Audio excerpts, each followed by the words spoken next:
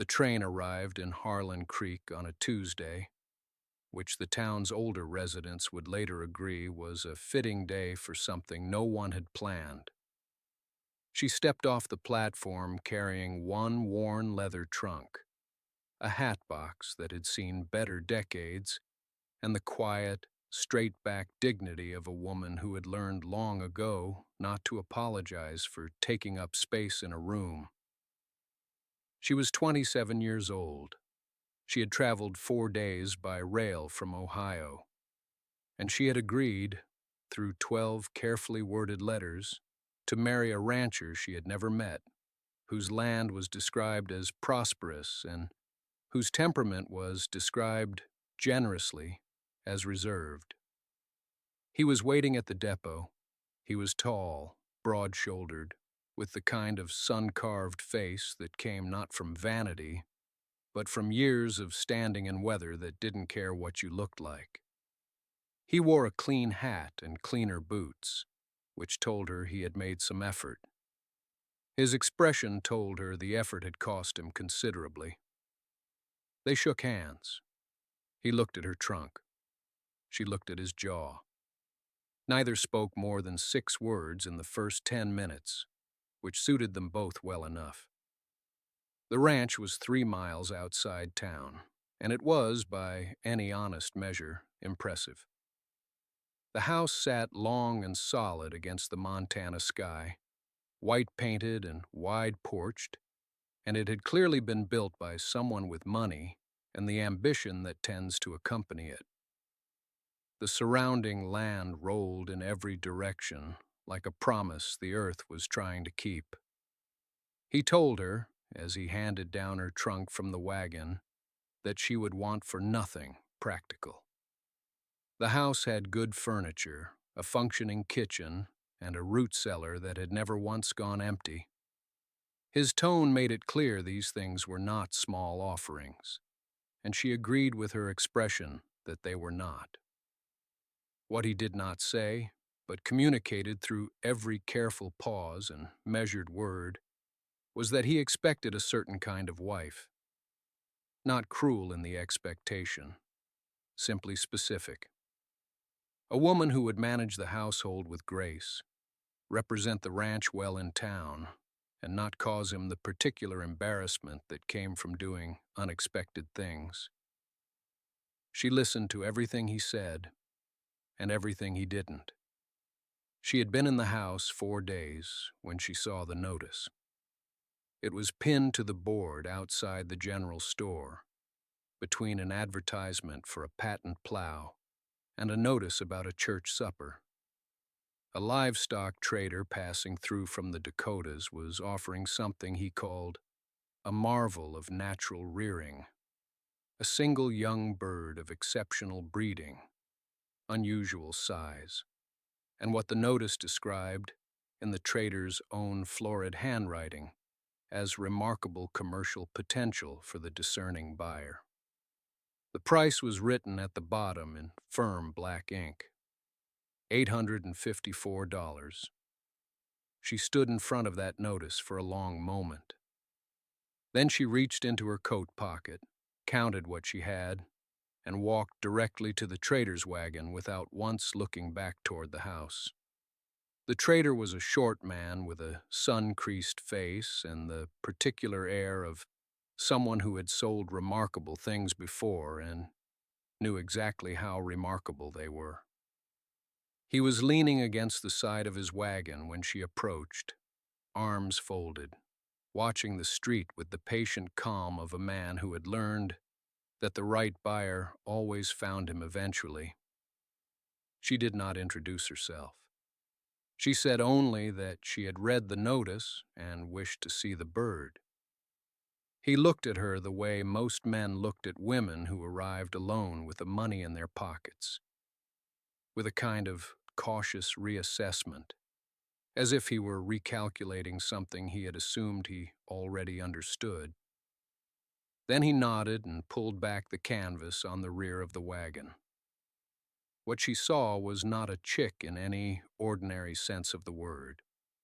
It was enormous, not in the way that well-fed animals are large, but in the way of something that had simply decided, at some point during its brief life, to become a great deal more than its species typically bothered with. It stood nearly to her hip, pale yellow, still holding in its feathers like morning light caught in wool, with legs as thick and steady as fence posts, and eyes that regarded her with an unsettling degree of composure. She stood very still.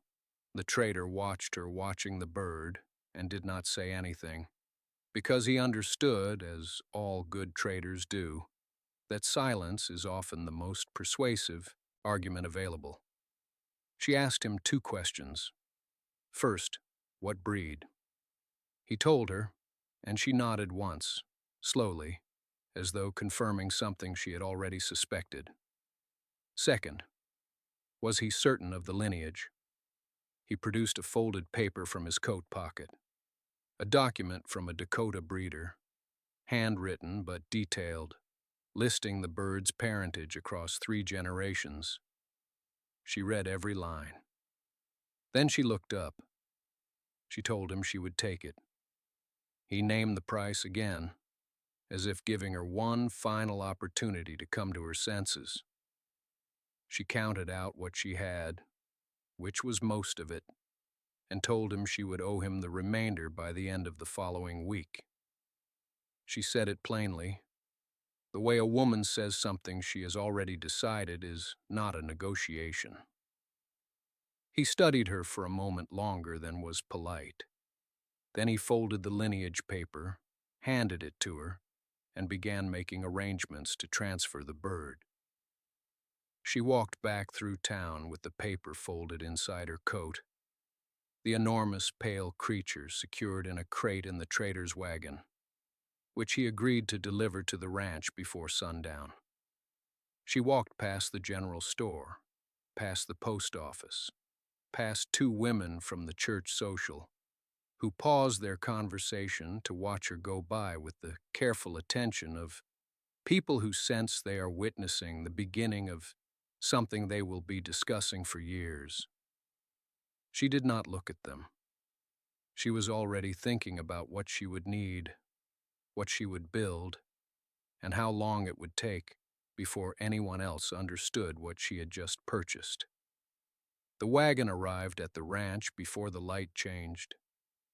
She had walked the long way back, taking the road that curved past the eastern fence line, giving herself time to think through what she would say and how she would say it. By the time the dust from the wagon reached her, she had already decided she would not explain herself defensively.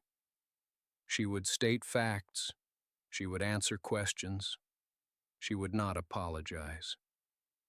He was standing on the porch when the wagon came through the gate. She watched him take in the size of the crate, the way a man takes in something that does not fit the shape of what he expected. He stepped down from the porch slowly. The trader climbed from the wagon bench, touched his hat, and said nothing that was not necessary. Smart man. The crate was set down near the barn. She thanked the trader, handled the remaining portion of the exchange quietly, and waited until the wagon had turned back toward the road before she looked at her husband. He was looking at the crate. The bird inside it was standing very still, its pale golden weight filling the lower half of the wooden slats, its thick legs planted like something that had decided it was already home. It was not pretty, not in the way a man imagines a prize animal should look. It was large and deliberate, and somehow composed, the way certain creatures are when they understand their own value, without needing anyone else to confirm it. He turned and looked at her. She handed him the lineage paper. He unfolded it.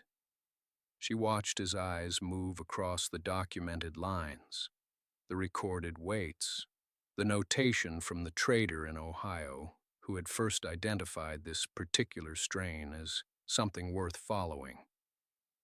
She had read it 3 times on the walk home. She knew what it said.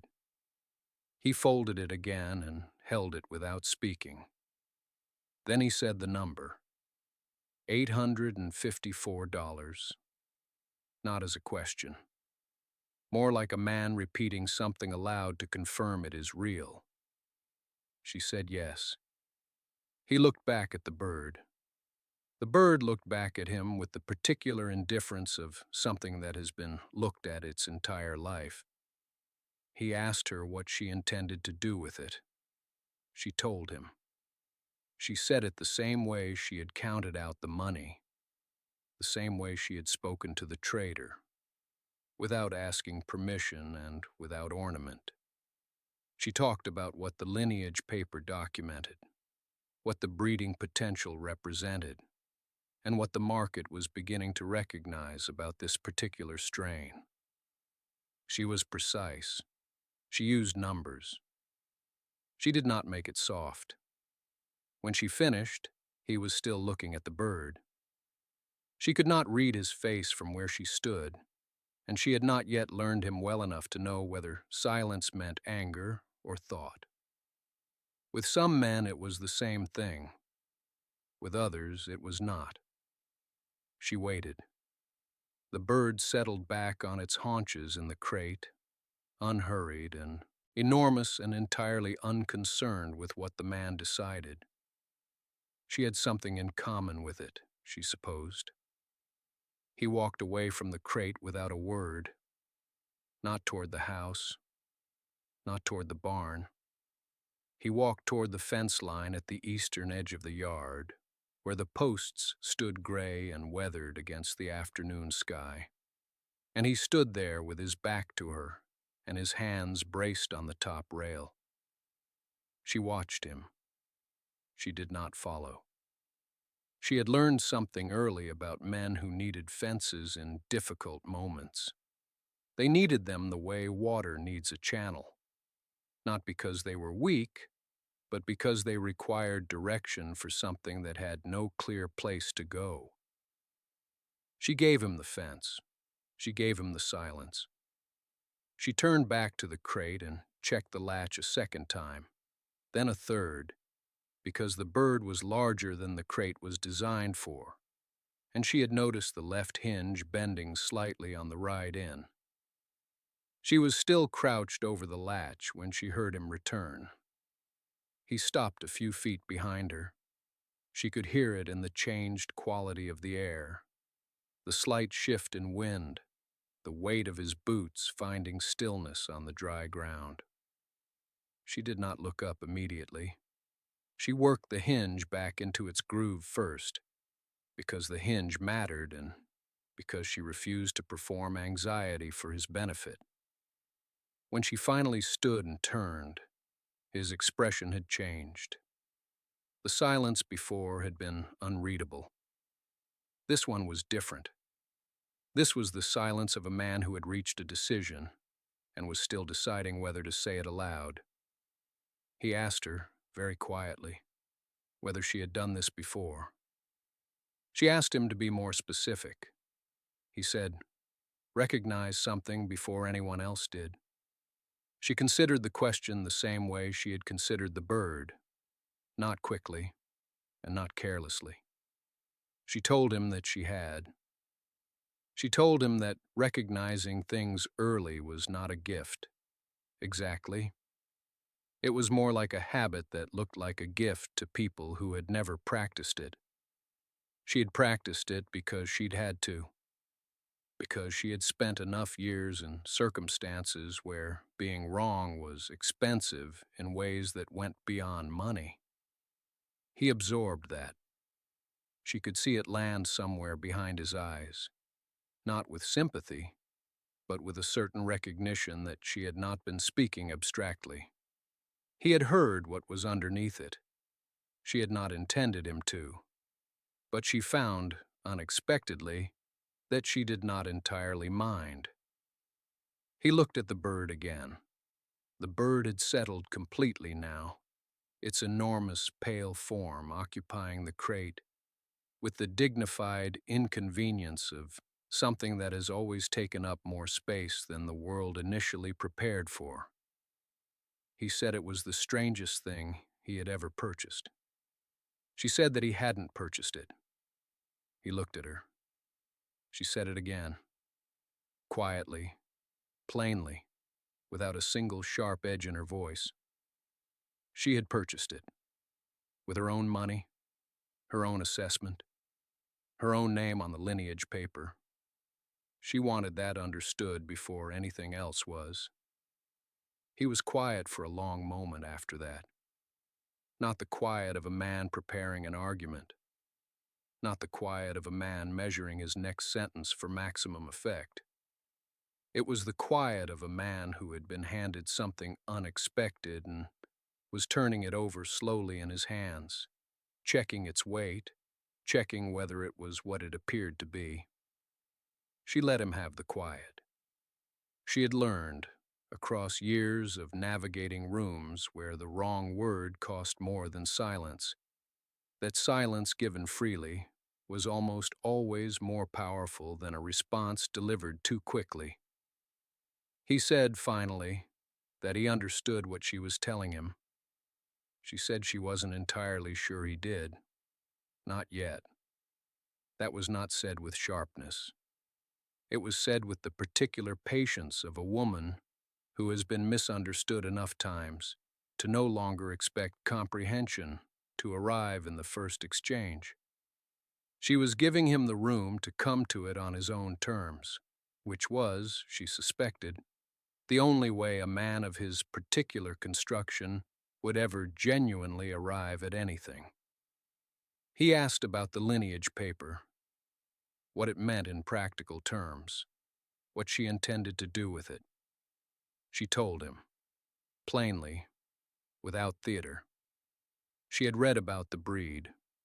More than read, she had researched it through 3 separate correspondences with breeders back east, and 1 letter to a man in England who had been raising them since before she was born.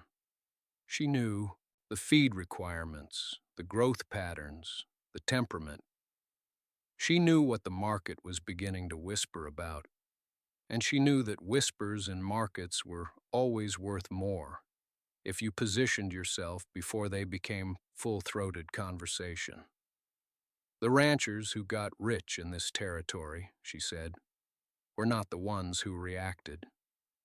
They were the ones who noticed early and acted while everyone else was still laughing. He looked at her steadily. She looked back. She was not asking for his approval. She was explaining her thinking because she had decided, in the silence of the last few minutes, that he had earned a clear explanation.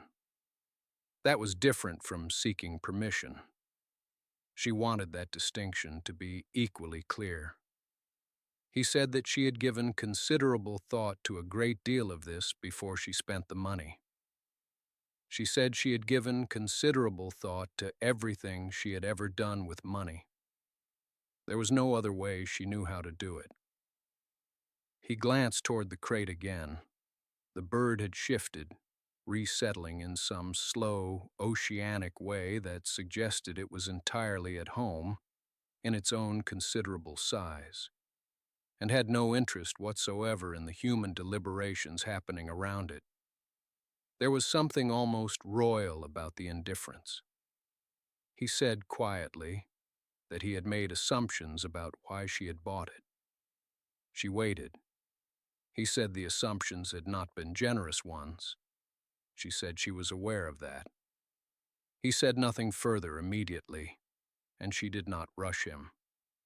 Whatever he was working toward, it was taking shape in its own time, and she was content, for the moment, to let it. He said, finally, that he owed her an apology. She did not react with surprise. She did not soften dramatically or reach for his hand or offer some reassurance that it had all been nothing. She simply listened, because the apology was his to give, and she had not yet decided what she would do with it once it arrived in full.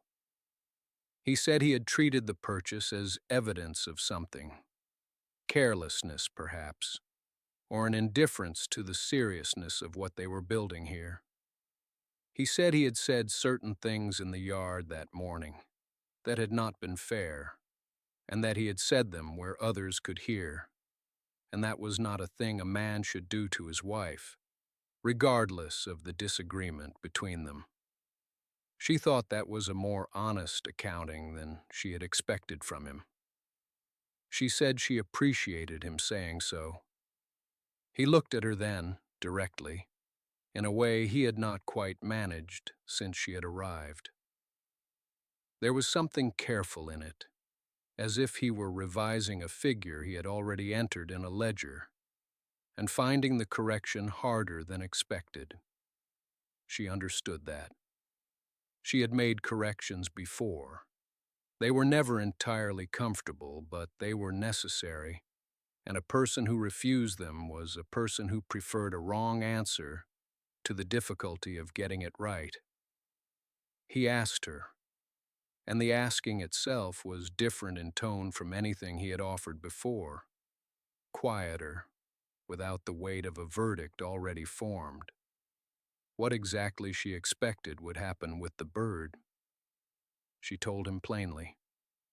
She said the animal's size was not an accident of poor health or unusual feeding. She had read enough and listened to enough to believe it was something that bred true, or near enough to true that careful selection would bring it truer. She said if that held, the offspring would carry the same scale, the same frame, the same presence. She said a ranching territory hungry for meat and increasingly interested in what could be raised without additional grazing land would eventually look at something like this and see an answer they had not previously had the question for. He was quiet for a long moment after that. The lamp between them made the room feel smaller than it was, warmer, the kind of close that comes not from physical nearness, but from two people occupying the same idea at the same time and both knowing it. He said he had not thought of it that way. She said most people hadn't. That was why it had still been available. He looked at the crate again. The bird had settled into a stillness that was somewhere between repose and patience, as though it understood perfectly that the conversations happening around it would eventually come to the right conclusion, and it was simply prepared to wait. He asked, almost to himself, how large she thought the thing would finally get. She said she wasn't entirely certain, but she suspected the answer would surprise them both. That was not quite an ending to the conversation. It was more like a door, left open just enough.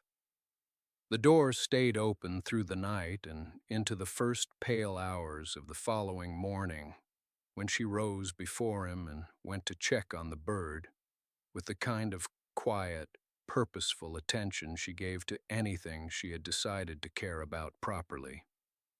It was larger already, or seemed so. The quality of first light does strange things to size and certainty. But it stood in the center of its crate and with a composure that felt less like an animal's instinct and more like a temperament, something native to its character, not taught. She stood looking at it for some time. Outside, the early wind moved through the grass with that particular sound the Montana prairie makes, just before the rest of the world remembers it exists. He found her there when he came down. He said nothing at first. He simply stood beside her in the half-dark of the front room, looking at what she was looking at. It was a small thing, that standing beside. But she noticed it. She was someone who noticed small things, had always been, had learned to be, in the particular way that a woman does when she has understood early that the small things are very often where the truth lives. The days that followed settled into a rhythm she had not anticipated, but found she did not resist. The bird required attention at regular intervals, not demanding but consistent, the way anything worthwhile tends to be. She documented what she fed it, how it grew, what conditions seemed to suit it, and which seemed to set it back. She kept her notes in a narrow book with a brown cover that she set on the shelf beside the household accounts, as though to say plainly that this too was a matter of record. He watched her do this for several days before he asked to see the notes. She handed the book to him without ceremony. He read for longer than she expected. When he looked up, there was something in his expression she had not seen before. Not quite admiration yet, but something adjacent to it. The look of a man beginning to revise a conclusion he had been confident in. He asked if she had written to anyone. About the breed, about the acquisition, about her plans. She said she had written one letter, to a man in Billings who had corresponded with her before the purchase, a livestock broker with broader connections than most. She was waiting for his reply. He handed the book back to her with a care that was noticeably different from how he might have handled it a week earlier. That afternoon, he did something she had not expected. He built a larger enclosure, not because she had asked him to, but because the one they had was clearly going to be insufficient within a matter of weeks. And he was someone who preferred to solve a problem before it became one. She watched him work from the window. The light was good. The bird observed him from across the room with what could only be described as dignified interest. She found herself, quietly, almost smiling. The letter from Billings arrived on a Thursday, carried by the same rider who brought the weekly post, who handed it over with no particular ceremony, and rode on without knowing he had delivered something that would change the shape of their winter entirely. She read it twice at the kitchen table before she said a word. The broker in Billings had not only responded, he had forwarded her original inquiry to a livestock association in St. Louis, whose chairman had, in turn, shown it to 3 ranchers with serious interest in new bloodlines. The letter contained not questions but offers, preliminary, contingent on viewing the animal, dependent on confirmation of the lineage she had described. But offers nonetheless, written in the careful language of men who did not want to appear too eager while clearly being precisely that. She set the letter on the table and looked out the window at the enclosure her husband had built. The bird had, in the past 2 weeks, grown in a manner that defied easy description. It was not merely large, it was architecturally large, the way certain things in nature seem to have been constructed according to a different set of rules than everything around them.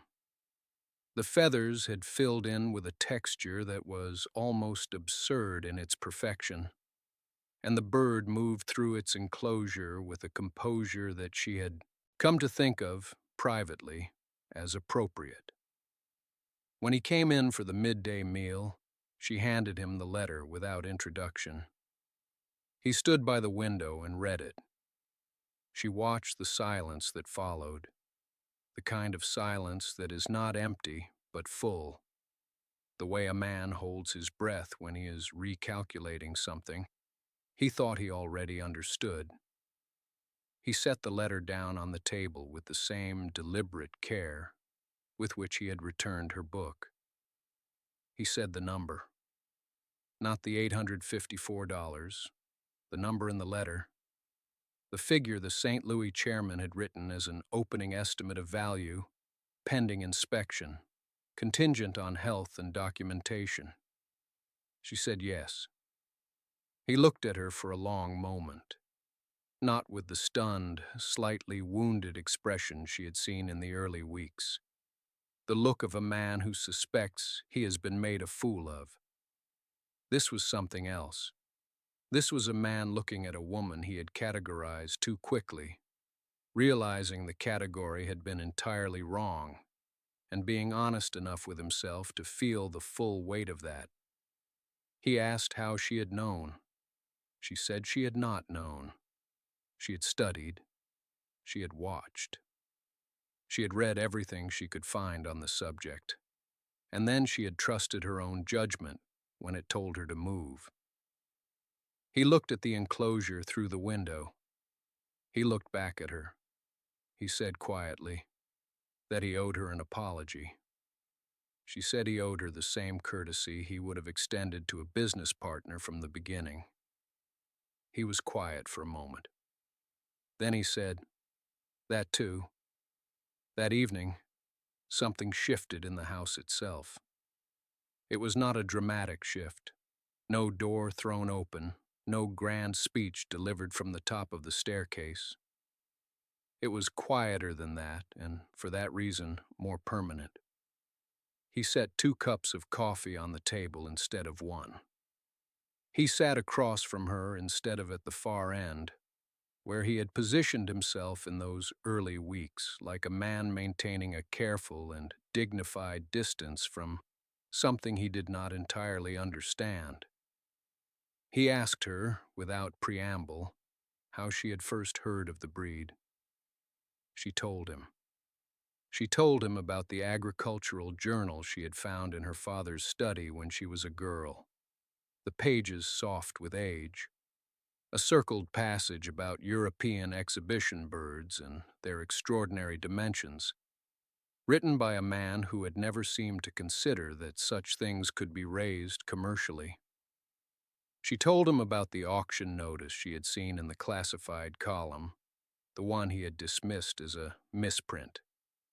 She told him about the 3 other buyers who had attended and left without bidding, all of them practical men who had looked at the bird and seen only an oddity, an expensive indulgence, something to be laughed about over supper. He listened. He did not interrupt. She told him about the weight charts she had kept, recorded in the back of her household ledger between the butter expenditures and the fabric costs, the careful measurements she had taken each week, and compared against the averages cited in every source she had been able to locate. She told him that by the 3rd month she had known, with a certainty she could not have explained, but also could not have doubted, that she was looking at something that would not be replicated easily or cheaply, and that whoever arrived first with documentation, health records, and a serious letter of inquiry would be received seriously in return. He was quiet for a while after she finished. Then he said that he had read the telegram from the St. Louis chairman again, the full text, not only the figure. He said the language used was not the language of men who were being polite. It was the language of men who were impressed and did not want to appear too eager. She said she had noticed that as well. He smiled. It was not a performative smile, not the practiced expression of a man managing a social situation. It was the smile of someone who has just understood a joke that was told at their expense and found, to their own surprise, that they were not angry about it. He asked if she had other ideas. He said it plainly, without condescension, the way a man asks a question when he genuinely wants the answer. She looked at him across the table. The lamp between them was steady. Outside, the prairie was dark and vast and indifferent, as it had always been. But inside the room, something had been recalculated, quietly and without ceremony, and she felt it settle. She said she had a few. She told him 2 of them that night and saved the 3rd for later, not from strategy, but because she had learned that a man who has just begun to listen should not be overwhelmed all at once.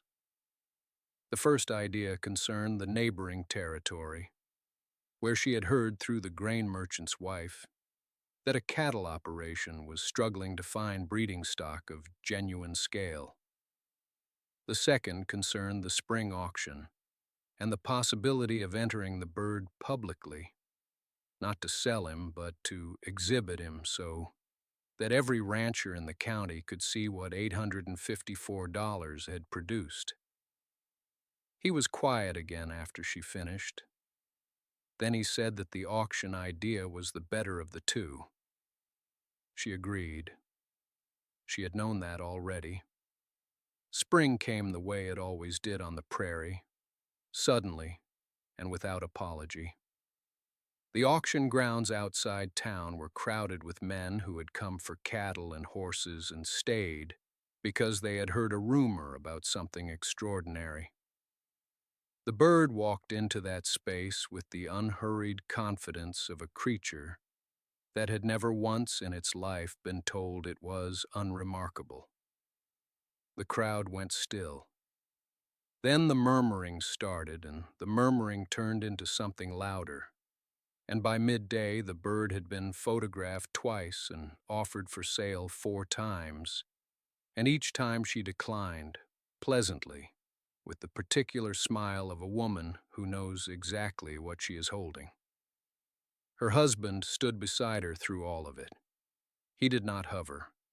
He did not explain on her behalf or redirect questions to himself. When men asked about the bird, he looked at her. She answered. It was a small thing, and it was not a small thing. The telegram from the St. Louis chairman arrived 6 weeks later. The figure in it was not small. What the county remembered afterward, and what was retold at enough dinner tables to become something close to legend, was not the number, though the number was impressive.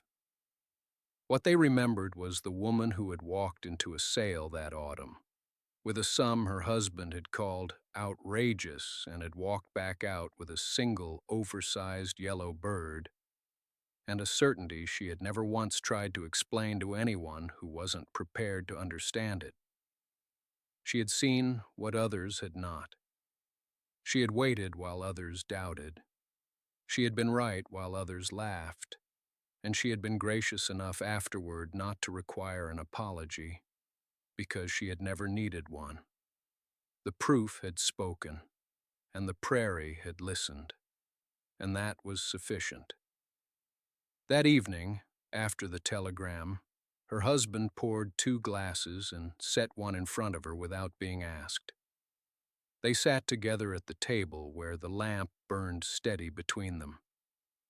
He said nothing, and she said nothing, because nothing was required. Some things do not need to be spoken to be understood. Some debts are paid not in words, but in silence, offered freely, and received the same way.